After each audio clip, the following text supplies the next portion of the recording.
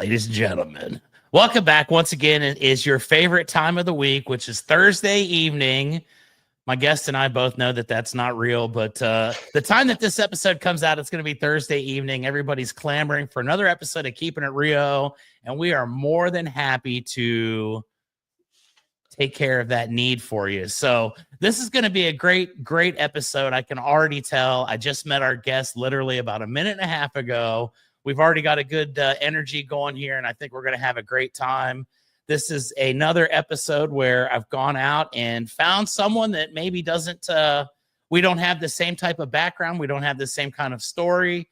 And that's my favorite kind of episode about this podcast, is where I can meet some people that are different, unique, unusual compared to what I'm used to. And I can learn about them, and I can learn about their lives and their stories. And here we are. So ladies and gentlemen, without any hesitation whatsoever, please allow me the honor of welcoming my guest, Mr. Ruben Gomez, to the show. Ruben, welcome to the show. How's it going? Good, Chuck. Thank you. I do catch some similarities, though. I come from the real estate industry. I have some experience with the roof industry as well, playing the insurance game, do a lot of rentals. I've been doing that since 2013 when I graduated from college and kind of started with my first rental. And now I'm transitioning a little more into finding my purpose and discovering how to bring it to the world. But real estate is great. I love it. And I just text my roofer about, say, 2 hours ago. It's like, hey, when are we doing this next house? So you got to love that. So we've already found common ground that we've got here, which is awesome. And I love your message. I love that you just said, you know, you're looking to find the purpose, the way that you can reach the world, the way that you can change lives and help people. And I've done a very limited amount of research. Like I said, with my show, I like to call it organic, which is basically just another way for me to say, you know what?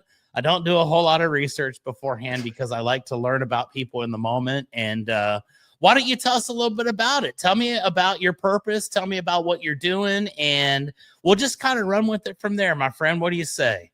Sounds good. You know, after over a decade on real estate, I was able to invest a little bit and, you know, have some savings to kind of pursue my dream. And it's not that I was looking for it, but over time, it became very obvious that I had a different perspective on something. And that's really where things started. So I'm from Venezuela. I moved up to the Midwest back in 2010.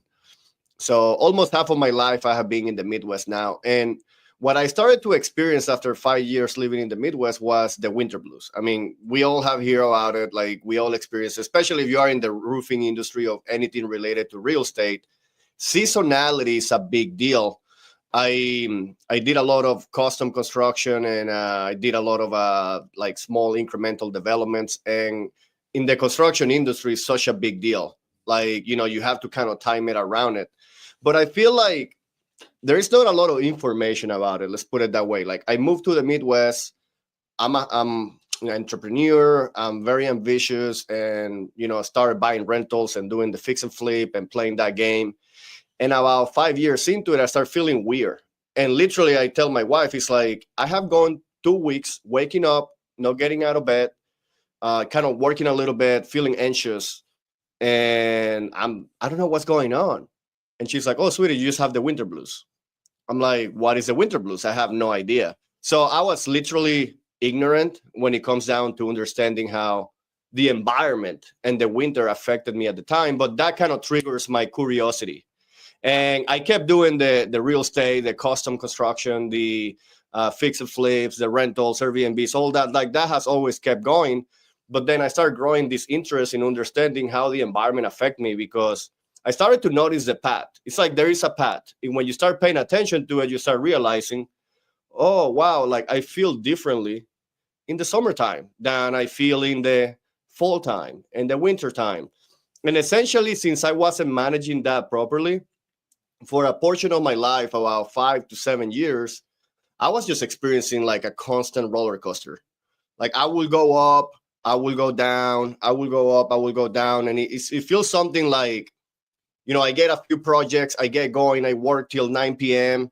and then I wake up and keep doing that.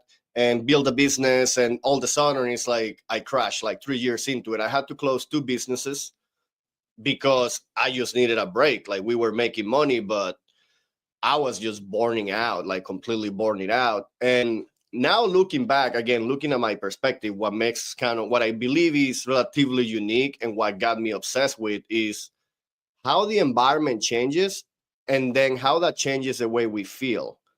Also, how that changes the way we think, and more importantly, the way we behave. Like there's a lot of changes that are happening subconsciously that if we learn them, then we can kind of leverage them a little bit. So that's kind of like, I'm a bit of a hacker. Like it's like, where can I get an advantage? When can I bet when I can make things better? And I like to say, how can I achieve more with less effort? Meaning, being efficient at what we do, any entrepreneur, trying to not maximize profits perhaps, but like trying to achieve the most amount of value with the least amount of resources, because then we can spread that around. So my perspective, my unique perspective, is how the environment affects me, and it comes from a personal story. I think this is going to be fascinating because you've hit the nail on the head. I've been in the roofing industry for 27 years, and I've been in different areas of the country, different regions. I'm originally from Ohio, so I know what it's like when you say, hey, you've got a limited amount of time, and then for half of the year, basically, you can't really do anything. And it changes the way that you act. It changes everything about your behavior. You get into a certain rhythm, and then all of a sudden that rhythm gets changed. Mm-hmm. I moved to North Carolina for a few years. Same thing. It was a little bit different because it kind of stayed nicer there throughout the course of the year.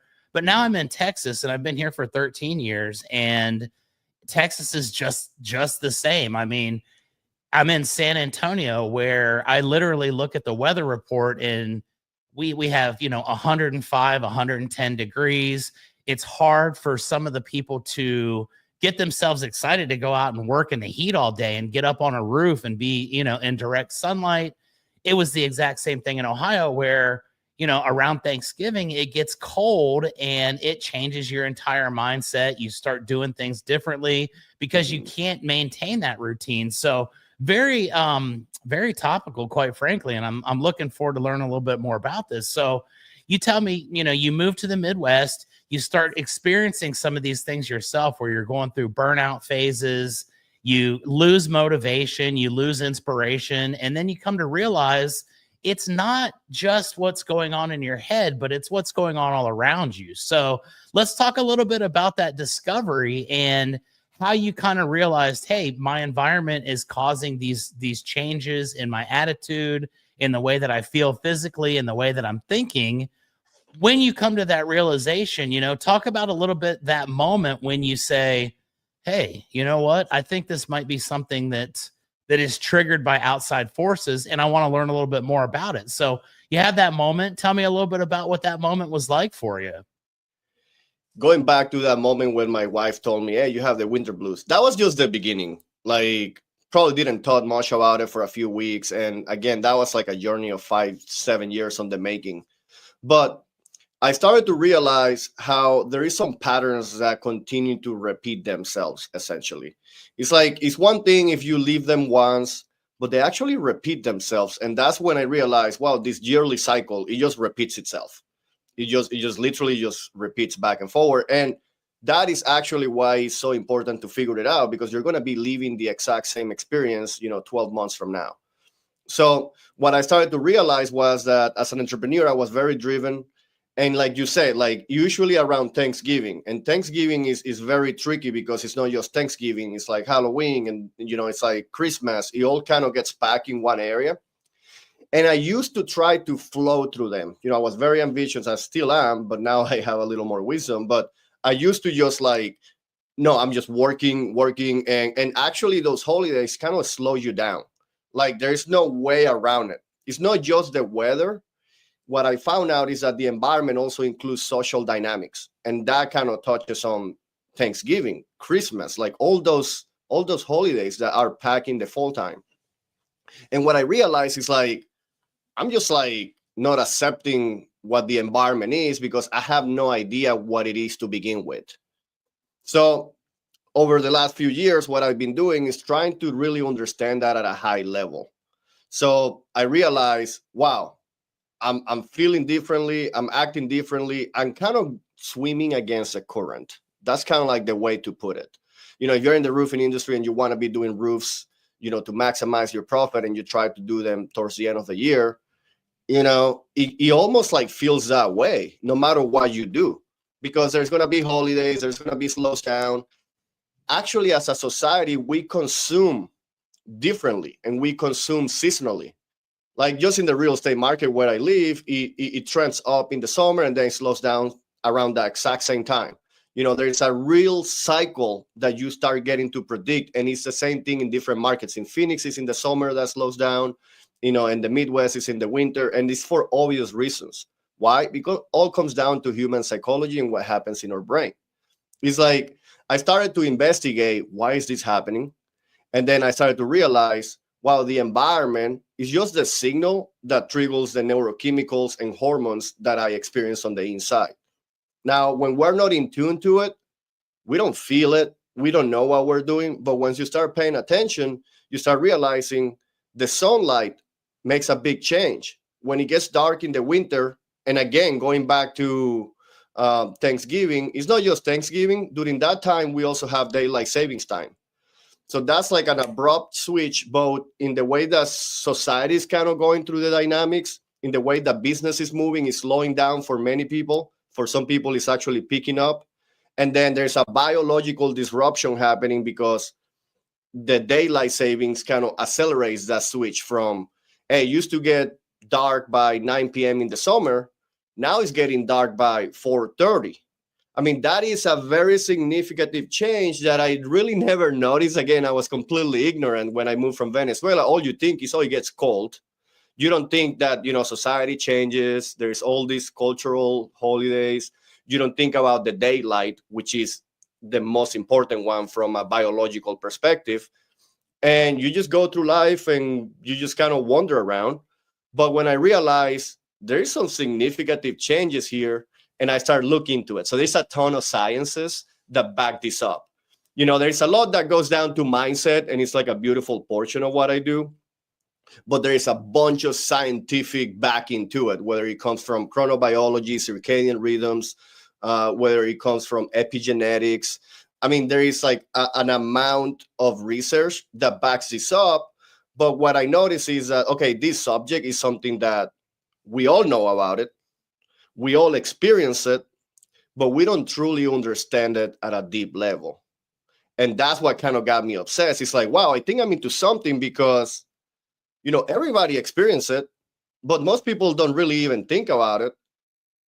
I think that's what I want to go into. So that's kind of where my purpose started kind of triggering. And it's like, I think I'm into something. You'll start from, and I have the story, like I have gone through this process. Now, how can I make this something that benefits humanity, not just me, that benefits others by, going into these directions? So that's kind of what I'm doing with the seasonal movement now.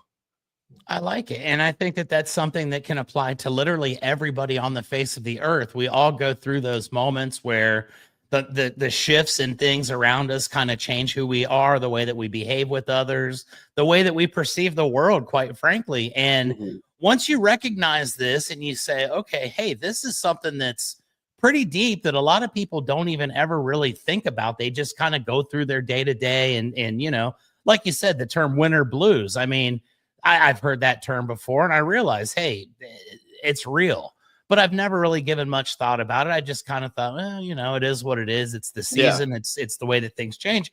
So once you start to recognize that there are actual, forces of nature that are at work here that are going to change the way that things are, change the perspectives of life during any given season, and you start to dig deep into it. Tell me a little bit about how you yourself started to recognize it within yourself and some of the things that you were able to say, you know what, hey, this makes sense. This is something that does happen to me. And then we'll talk a little bit about how you started making changes. But tell me a little bit about the discovery when you were looking at it yourself, and then we'll kind of also dig into the bigger picture. But we'll start with you and how that all came about.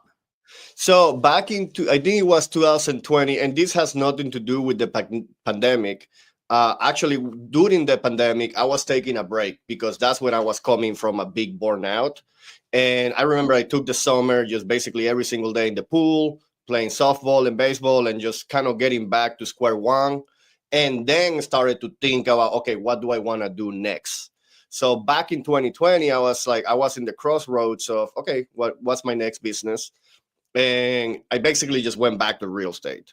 But I'm like, I'm gonna do things a little different. I'm gonna do things better. I'm gonna take this angle.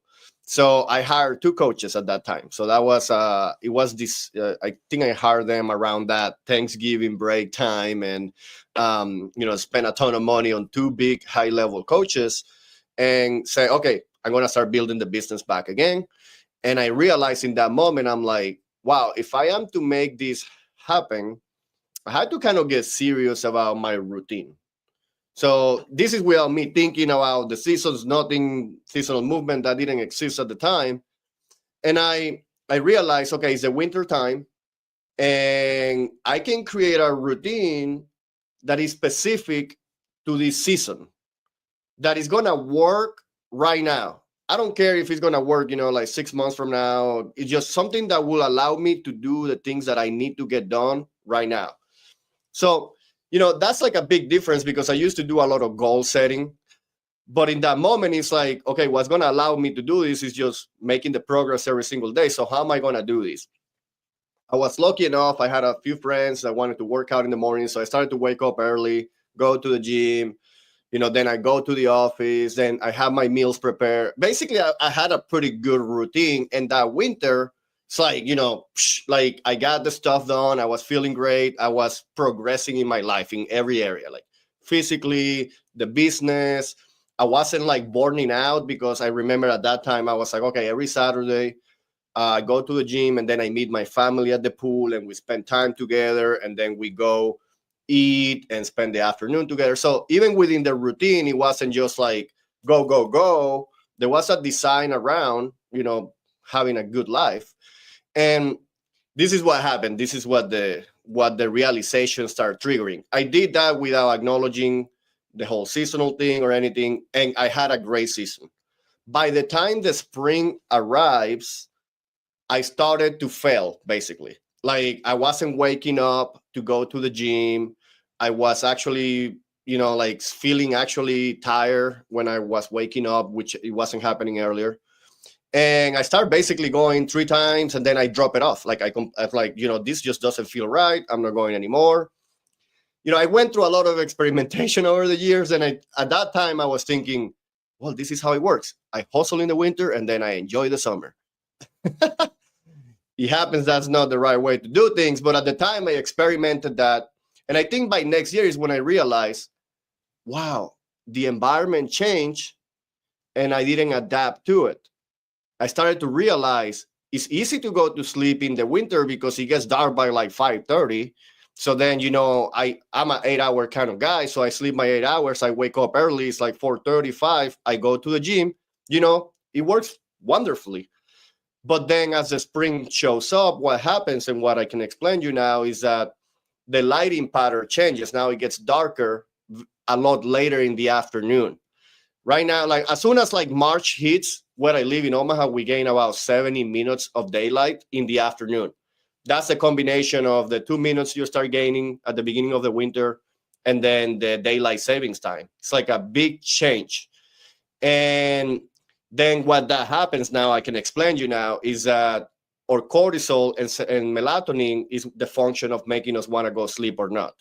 Like if you're seeing daylight coming through, you're not producing melatonin, meaning you actually go to sleep later. And that's just a biological response. So at the time, I wasn't aware of that. And I was just simply going to sleep later. Even if I try, because that's the thing, it's like I try going to sleep early, but then I'm just in bed and I'm not naturally just falling to sleep. And now I know it's because, well, we need an average of 3 hours of melatonin, and that doesn't have seasonality into, but just an average to start feeling sleepy. Everybody's a little different. There is a lot of nuances to it, but just to generalize, you need an amount of melatonin to feel sleepy. So no matter how much I tried to go to sleep early, I wasn't able to do it. So I started to fail the workouts. So that's when it triggers. oh, the same thing I did in the winter, I was supposed to do in the spring. I was supposed to create a routine that is specific for the spring. And that's when it started kind of clicking. And it's like, oh, okay, is this like a 2 times a year thing? Or like, that's when the seasonal routine is what became kind of like my own personal guidance. And it's like, okay, I create routines that are specific for the season. And again, that just kind of like that helped me go, the direction I wanted to go at the time. Man, I love that. And you're absolutely right. That as you're saying this, I'm thinking about it in my own mind. And it's so true how that all plays out. And you don't really give much thought to it. But you're right. We look at the seasonal changes, and we look at daylight savings time, obviously, as we're not able to work as late into the afternoon. We've got to start earlier. Everything kind of changes as far as that routine goes. And we have to make adjustments as we go to, effectively take care of what we need to take care of in the allotted amount of time that we have. So let's talk a little bit about the changes that you make after you realize, hey, this is a natural thing. This is 100% based on science and the way that the mind works. You recognize that you're changing your habits. You're not doing the same things that you were 2 months ago. What do you do to start to adapt to these things, to start making these changes? What are some of the things that you look toward, and how do you go about implementing those changes so that you can continue to take advantage, I guess, or maximize the amount of productivity and the amount of good that you've got in every day? Yeah, when we talk about sciences, it's just from every discipline. And the reason I want to touch this one is, Atomic Habits. I mean, most of us have read that book, is The Science of Habits. And he talks about it. It's called cues, the environmental cues. So now what I realize is that the environment is constantly changing. So if the cues are changing, anytime you create a routine, you're kind of basing that out of the cues that you're experiencing. But as the environment consistently change, it becomes a breaking point at one point, because those seasonal cues completely left you behind. You see what I mean? Yep. So just want to make a point on that. That's kind of like the rationalization behind it. But when it comes down to apply it now, we're talking 2025, and now I basically have it down to a science. It is a method, and it's like step-by-step guidance process of doing what we just talked. But at the time, it looked a lot different. And honestly, this is an impressive thing, is that I was kind of doing it already. And then, because it all starts with how you feel. Like I can relate to the way I feel. If I acknowledge that the way that I feel is not the way I want to feel, then I have to change something. And what needs to change is the actual behavior, because behaviors trigger the way we think, which triggers the way we feel. So the fastest way to change something is by the behavior. That's where the routine, you're kind of, it's not that you're forcing yourself to do something, you're creating the conditions so that you do something. And when you have an awareness of two things, which is your biology, who you are uniquely made, which is very different for most people, and your environment, now you can create a routine that is in alignment with the environment and your own biology. That's when I call that's truly the only way to get in the flow, to honor who you are, to honor the environment, your season. And that just comes straight from epigenetics. Epigenetics is the science of understanding there is something above the gene, and it's the environment and the lifestyle. Like, has been scientifically proved, you put two twins together, you separate and they turn out to be completely different people. So basically that's what, at this point, I call my method the epigenetic seasonal programming method, because it comes out of those two combinations, who we are biologically and the environment. Now, what I was already doing that I already touched on when I said, I'm creating my first routine, and then that continued to improve, is because I started to get into neuroscience. So I started to just kind of understand how the brain works. And there's a ton of ramifications. Neuroscience is kind of like the main, and then you can talk about chronobiology and all this stuff that comes from it. But from a neurological perspective, what we know is that there is a few behaviors that have the biggest bang for your buck when you perform them correctly, in the way that you feel, think, and behave. Like, they're going to make you feel better, and everything else is going to start taking care of itself, which is something that I already touched on, which is sleep. Like, if you're sleeping well, you're going to be recovering better. You're going to be going through neuroplasticity better. There's all this, even I think there's autophagy happening as well when you're sleeping in the brain. I don't remember the actual terms, but when you sleep better, everything else gets better. When you exercise, when you move, everything else gets better. You regulate hormones and neurotransmitters when you're doing that. When you take care of your nutrition, everything else takes care of it. When you actually are in connection with meaningful relationships, people that you love, your environment from a social perspective, that is the only way you can produce oxytocin. So like you want to just keep it in a perspective. Like you want to know that is important. Then outdoor connection, connecting to nature, being out in the elements, like the easiest way to drop your cortisol levels, your stress levels, like when you go and connect in nature. And it looks many different ways. It's not just about hugging a tree. It's just going for a walk, going for a hike, going to the beach, actually just being barefoot on the ground so you can ground to the, electromagnetic frequency of the earth. And then there is another one that is novelty. So novelty is just doing something that gets you excited. And the difference is that perhaps you're doing something that gets you excited that you do every single week. Eventually, it's not novelty anymore. It's just, the hobby you enjoy doing. But if you change that in a methodical manner throughout the year, then it's novel. It's a novel activity. And the way we do that, every single behavior that I just mentioned is completely influenced by the environment and the seasonality that we experience. So what we do is that we create a seasonal routine that has in consideration those 6 elements. It's like putting the rocks first in the bucket and then you throw the sand. It's like if you take care of those rocks and you place them correctly, everything else will fill itself, whether it's work, whether it's, whatever it is that you want to do, whatever it is that we have to do, that's going to be taking care of itself.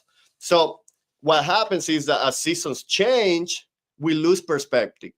And perhaps it's like this hobby or this novelty activity that you're doing. Again, every single one, you can see it from every single one of these behaviors. What happens is that you were actually in the groove, you were in your routine, things were working, the environment changes, the lighting changes, the social dynamics changes, even your cravings from an evolutionary perspective change with the environment. You want to eat differently during the winter compared to the summer. Like there is all this crazy stuff that is happening that happens at a subconscious level. And the biggest thing that you can see is that your routines start failing. So let's say that you enjoy playing baseball, like which is my example, right? I enjoy playing baseball and I do that in the spring, summer, and kind of towards the end of the fall. Well, when I remove that for the winter, I'm now losing the connection that I had with my teammates, the competition that I was getting from, my adrenaline, my testosterone, like that boost, neurological boost, my connection to the outdoors, the physical activity, and then also the whole routine, because now I'm not playing Sundays and Wednesdays. So what I realized is that all we got to do is just pay attention to that season, create a routine that we make sure we cover every single aspect and do it in a way that is convenient, in a way that the reason that we do it is because it's scientifically backed, and do it so that you enjoy life. And that's the thing. It's like to keep it real. I have different angles to apply this, and a lot of that comes from productivity. A lot of that comes from well-being. A lot of that comes from just simply enjoying life. So it's like you can put the lens you want to put into it and use this to get an edge, to be a more happy, fulfilled, a person that is aging gracefully over time. And essentially what I realized is like, this is a way that I can sustain success. That's how I can avoid those ups and downs. That's how I can create something that compounds slightly but surely over time. And, it becomes exponential. I don't have to retract and take a 6-month break because I just completely burn out every 3, 4, 5 years. It's like I can enjoy the journey and I can just continue to compound from there. So that comes from a deep personal experience, but now I see how it works in other people. And it's like, yeah, I think I'm into something. But again, you got to put a lens to it, and it's kind of unique. Everybody can use this for their own, perception, I guess. Yeah, absolutely. And it's fascinating because as you're saying this, I'm thinking back over the course of my life, and I've been in situations where I've placed myself in completely brand new environments, for example, I lived in Ohio my entire life. And then one day I get an opportunity to move to North Carolina. And while my activity levels completely changed based on my environment, I was trying to do something different with the business. I completely burned out after about 2.5 years. And now I think back to it and it's like, you know what? In the years prior, I was getting up, I was going to the gym, I was around my friends, I was around my family, I was doing things that I enjoyed. I moved into a completely remote location where I didn't know anybody. I kind of inverted myself and I became more of a, let me just go to work, go home, go to work, go home. A machine. Exactly. And I don't remember a lot of the 2.5 years that I was in North Carolina because that's all it was. It was a robotic kind of a trance that I put myself into. And I ended up gaining a bunch of weight. I got kind of fat. At that point, I decided, okay, I've had enough. And honestly, it took a breaking point of one day I just snapped and was like, you know what? This sucks. I don't want to do this anymore. And I quit the job that I had literally relocated halfway across the country. I didn't have any kind of a backup plan, but I just knew that it wasn't what I wanted anymore. I ended up doing the same thing. I moved to Texas and I'd never even been to Texas before. I just kind of, showed up. I got into a little bit of a habit. I started doing well again.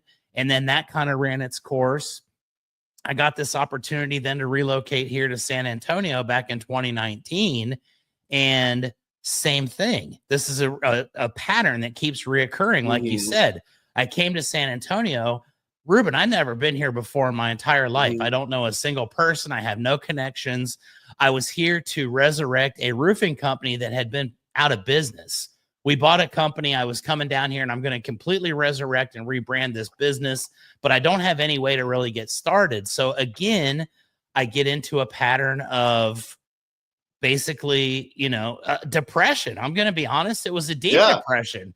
I can't figure out what I need to do to get to the next step. And I can't figure out how to get there. And I don't have anybody to reach out to. So I start developing these poor habits where my best friend was coming home and watching TV and eating, and food became kind of a crutch for me. And I remember about 4.5 years ago, I had gotten myself around some much better people and I had started to develop some relationships here in San Antonio and just around where I'm at. And I was going to do a speaking engagement. And the first thing that caught my attention was they make the little facial cards that you can, put up the ad, Chuck's going to be speaking at this event. And I looked at myself on that picture and I'd never really noticed it until that day. And it hit me like a ton of bricks, right? I was so fat. Like my face was humongous. I was miserable. I was not enjoying anything that I was doing. And that day I made this decision and it was like, you know what? You've got to change the environment. You've got to change what you're doing, your habits. If you keep doing this, you're going to burn out. You're going to have the same issue. So I start going for a couple years, right? I lost 100 pounds. That day, I literally went to the park and went for a walk and I started doing that. And it's my daily routine to this day. I get up, I go to the gym at 4:00. I do my exercise. I go to the park and I intentionally do an outdoor.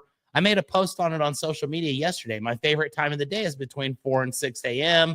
because it's peaceful. It's helped me to kind of realign myself. And I've noticed over the last couple years, I've changed in that I'm not high strung like I used to be. I don't get angry like I used to, like really get pissed off about things. And I mean, it would just take very little to trigger me and I'd just be in a bad mood the entire day. My ability to handle stress has changed. And throughout that journey, it's been really remarkable because a lot of things have happened.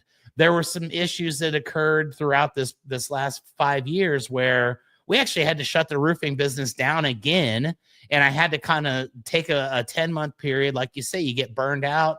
We bought the company back, reopened it again. And this time my entire mindset shift was, I'm not going to let myself get to that point again. I'm not going to let this stress me out. I'm not going to let it bother me. And for the last 1.5 years of my life, I've been a completely different person. And it took that realization that I wasn't getting outside. I wasn't getting fresh air. I wasn't talking to people. That's the podcast.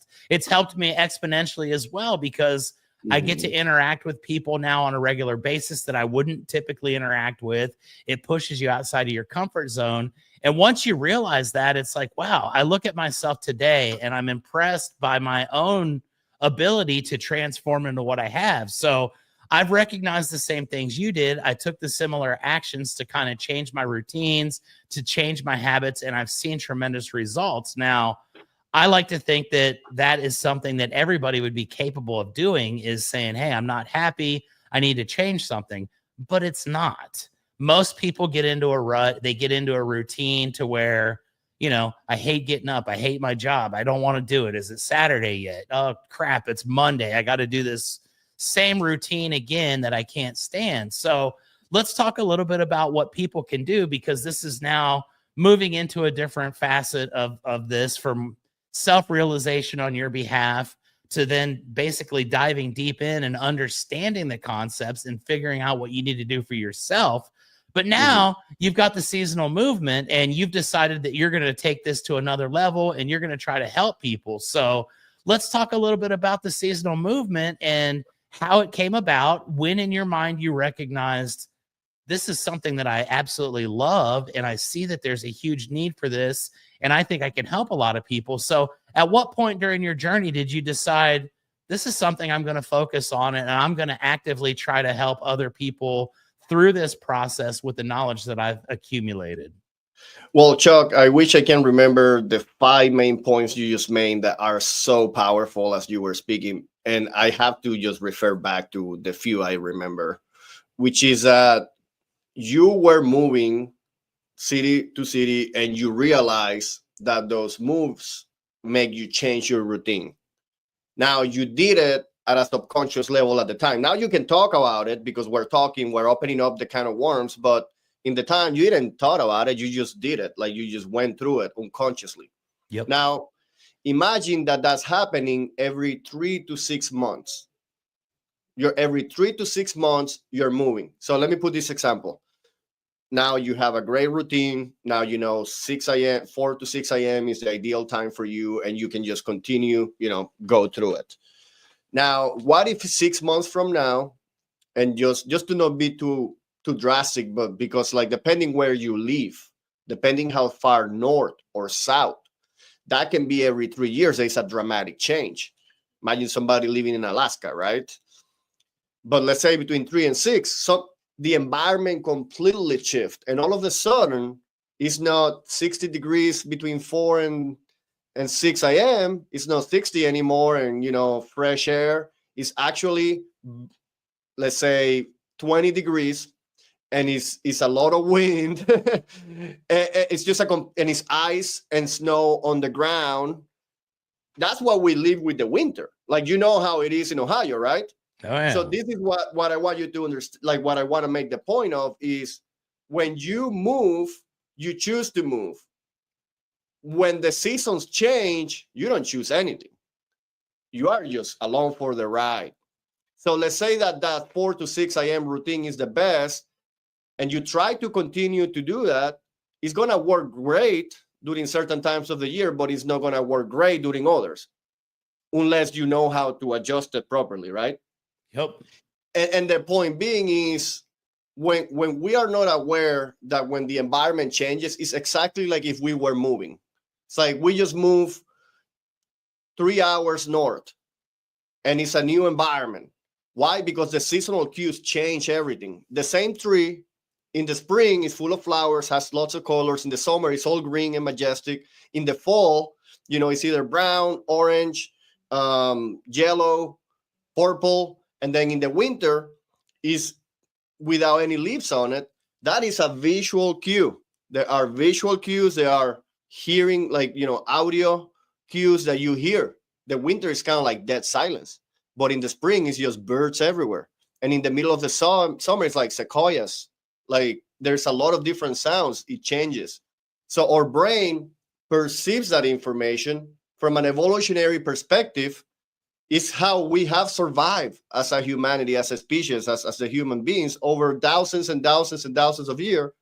And now we're living a little different environment. Now we live, we have technology, we have blue light everywhere, we have heating and air, but our brain is still the same brain that it was, I would say, 100,000 years ago. So my point is, a lot of these changes, the exact same way you experience them when you move at a subconscious level, they happen, they forcefully happen to the people that live in a four-season environment, which is what I was experiencing. Because we adapt. Like, we adapt. We find a way. It might not be the healthiest way, but we will adapt. We're going to survive. We're going to find the ways around it. The question is, when we are unconscious about how we are adapting, it takes 6 weeks, 4 weeks, 2 weeks, how long it takes, how much pain you tolerate until you make that shift. You're losing ground. Every single day, you're losing ground. You're not feeling your best. You're not acting your best. That might show up as gray hair. That might show up as a cortisol belly. And the interesting thing is that even myself, I get in those patterns. Like, I just have like this big project. I'm launching the summer project, which is the coaching program to apply what we're talking about step by step, few minutes a day, step by step.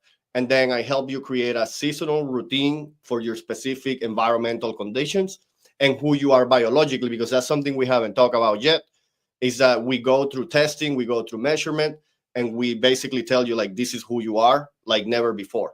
That's extremely important because some people might gain weight, some people might lose weight because of the cortisol, because of different, we react differently to both the environment and to both of our routines.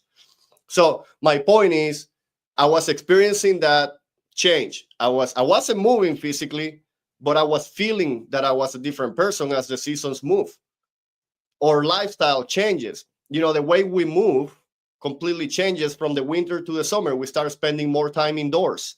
We stop getting that much sunlight. Even if you go outside, the direction of the sun, the angle is not as potent as in the middle of the summer.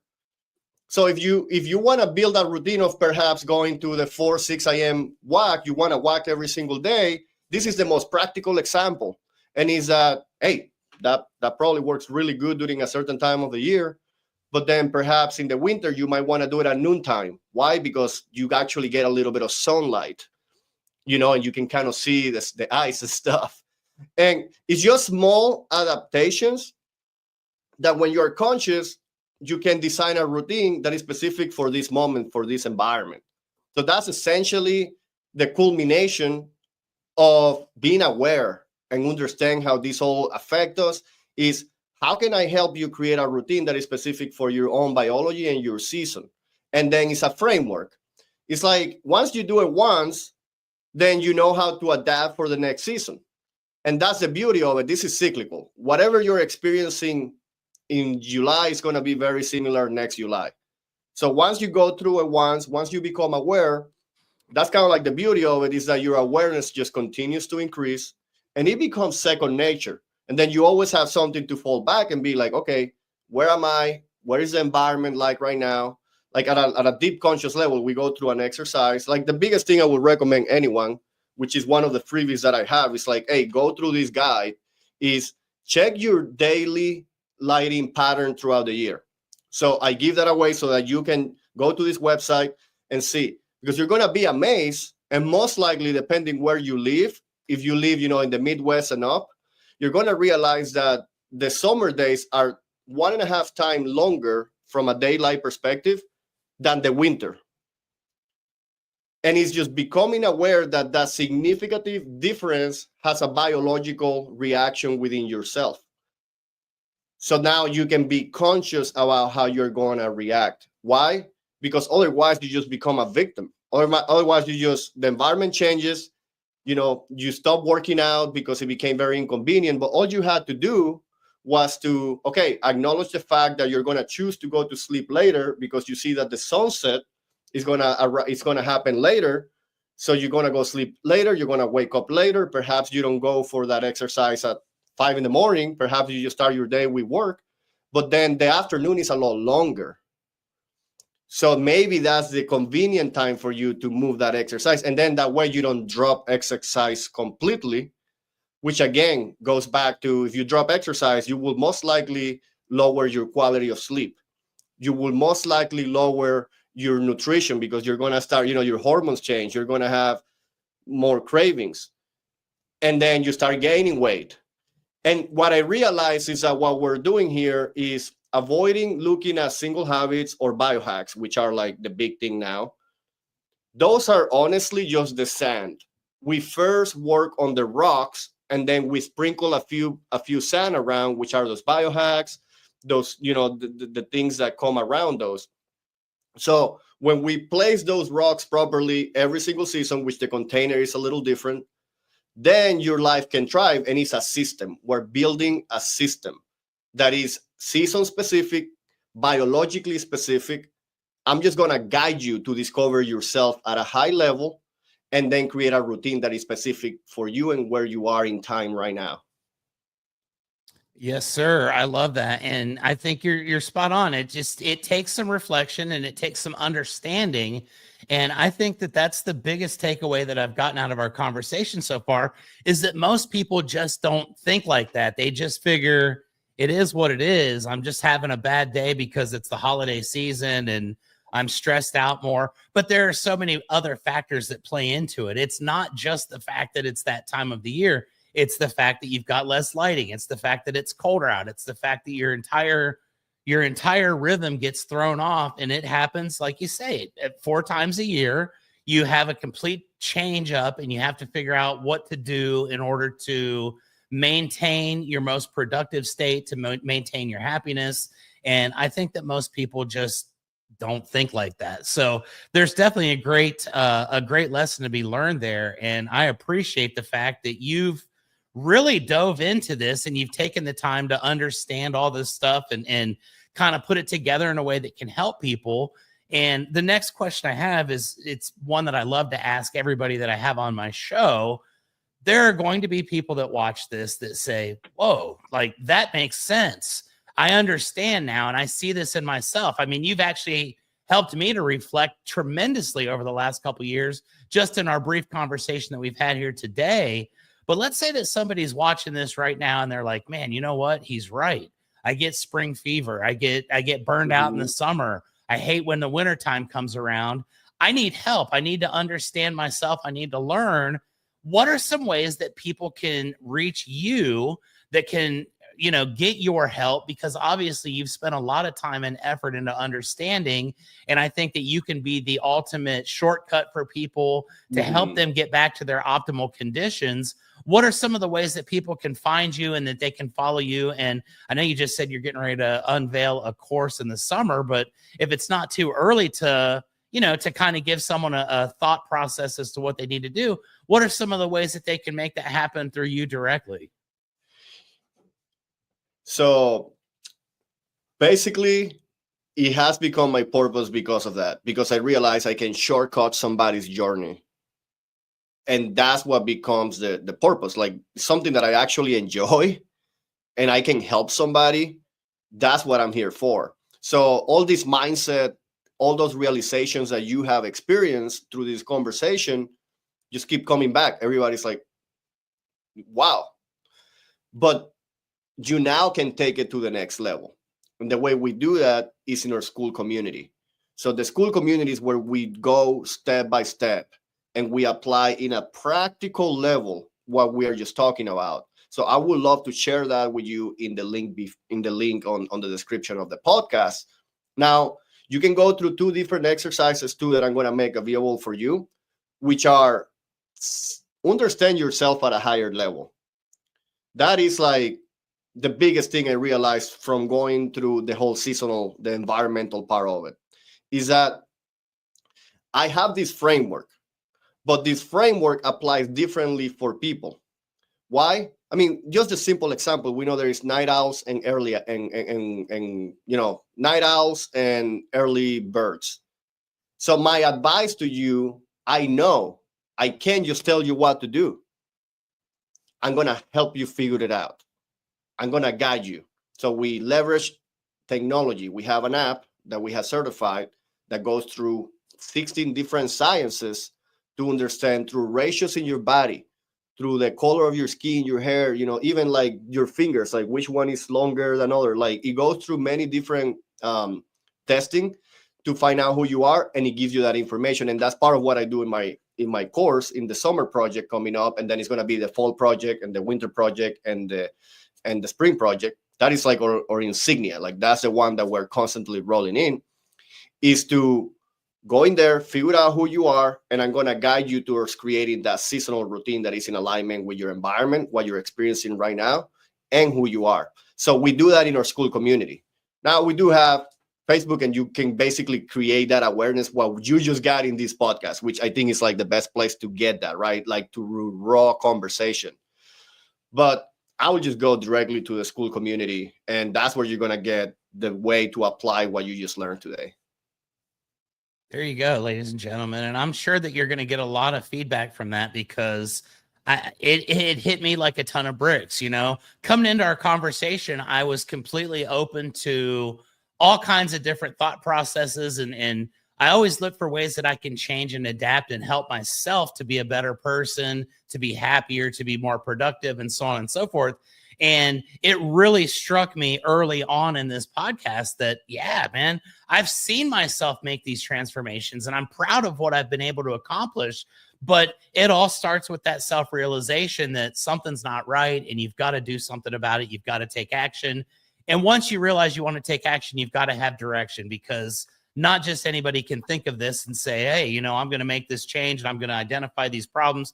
They need help. So you're doing something tremendous to help a lot of people, and I really appreciate that. That's the one thing that I'm truly proud of at this point with the little stuff I have been able to accomplish, is that following my purpose, realizing God was leading me here all the way. Why? Because I started to do research, and then there is this called thing, seasonal affective disorder. I'm sure you have heard about it. So it's essentially you have an issue with the seasons and the environment and the way that it reflects. All I have discovered is like, sure, there is a few minority of people that have some biological, very negative reactions away from their control. But if you're experiencing those up and downs, and you look back and you realize, has anything changed in my family? Has anything changed in my work, my finances? Why do I feel this way? Like, what is wrong with me? Like this anxiety, confusion, like you say, depression. If nothing has changed, look at your environment. Has your environment changed? A lot of times we feel that way when we go through a 2-week cloudy period. A lot of times we go through that in the winter time. So it's not that something is wrong with you. It's just that literally your environment has changed, but you haven't adapted properly to it. That's how you know this thing is real. So if you have gone through that in your life, and if you go through that in the next 2-3 weeks and you remember this, is the environment. That is my personal journey. And I'm like, wow, God got me through a lot of suffering. Because I was like, what is this seasonal affective disorder thing? Do I have seasonal affective disorder? I kind of came to accept it, but never became a victim. It just opened my curiosity. Got the happy light and got the vitamin D. Again, just started with the sand, like most of us do. The supplements, didn't realize, okay, the issue is on the rocks, like, the sleep, the exercise, like that is the key here. Started with all the sprinkles of sand. And now look at this. The real value here is, number one, I know that people's mind change immediately, because I get that feedback every single conversation I get, and I see people's eyes light up because they can reflect. We all experience this. That's what is so interesting. We know it, but we don't understand it. So what I want to bring is not just understanding. That's what we're doing as we're talking.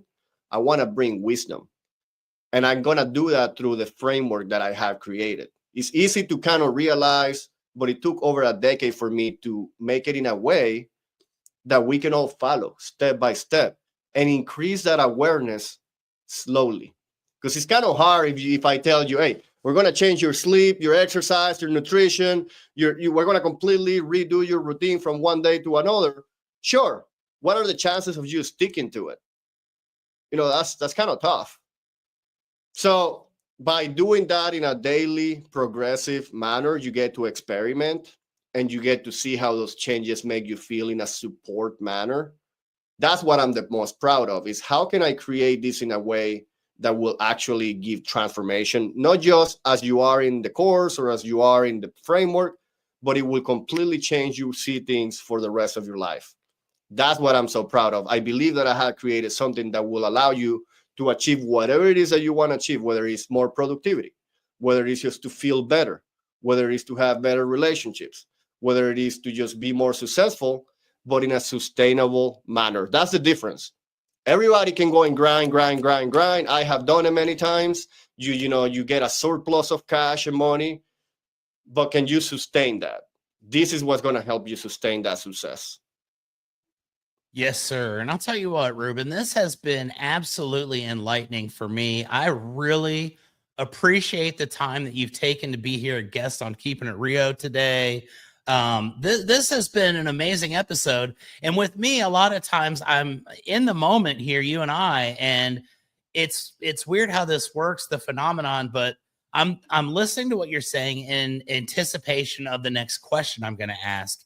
And then I'm going to go back after the fact and I'm going to actually watch this episode when I'm not involved. And I'm probably going to learn 15 or 20 more things that I don't even remember that we just discussed now. But you have had a major impact on me personally and have helped me to at least understand, hey, you know what?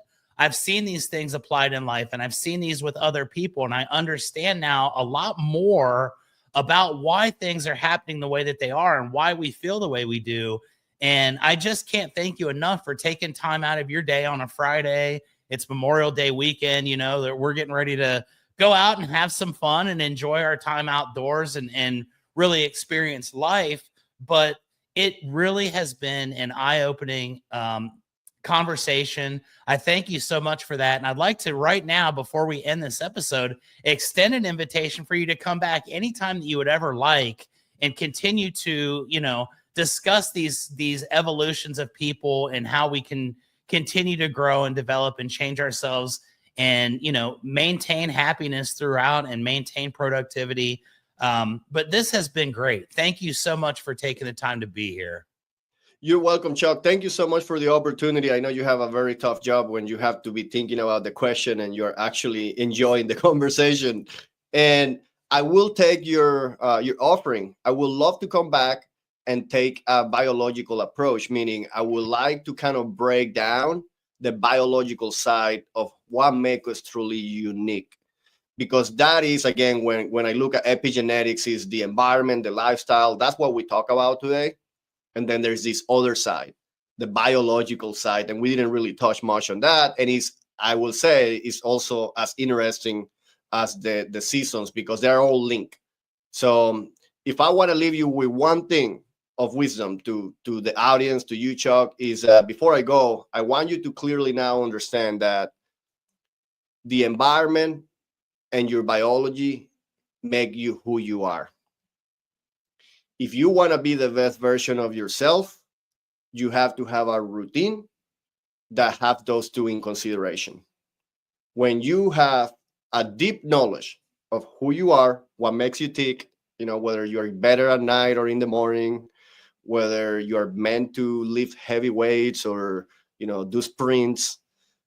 And then when you know your environment at a deep level, what times are my sunrise, my sunsets, how that affects my biology, how that affects my relationships, what is coming my way, let me prepare for it. When you achieve a routine that keeps those into consideration, you're the best version of yourself. And I think you deserve that. Absolutely. I think we all deserve that. And this has been so great. I appreciate you. We're definitely going to make a opportunity for that next episode because I'd like to dive deep into that side as well. And it's something that we could probably spend at least another hour on and still have things to talk about. So thank you for that. This has been awesome.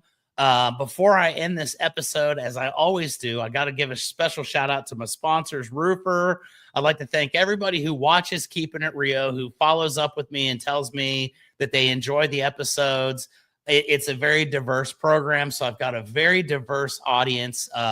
Not just a roofing podcast by any means. I've got folks from all over the world that reach out to me and say, hey, you know what? I learned something from that episode. I know this is going to be one that's going to get a lot of positive feedback. So thank you to everyone that watches. Thank you to the sponsors.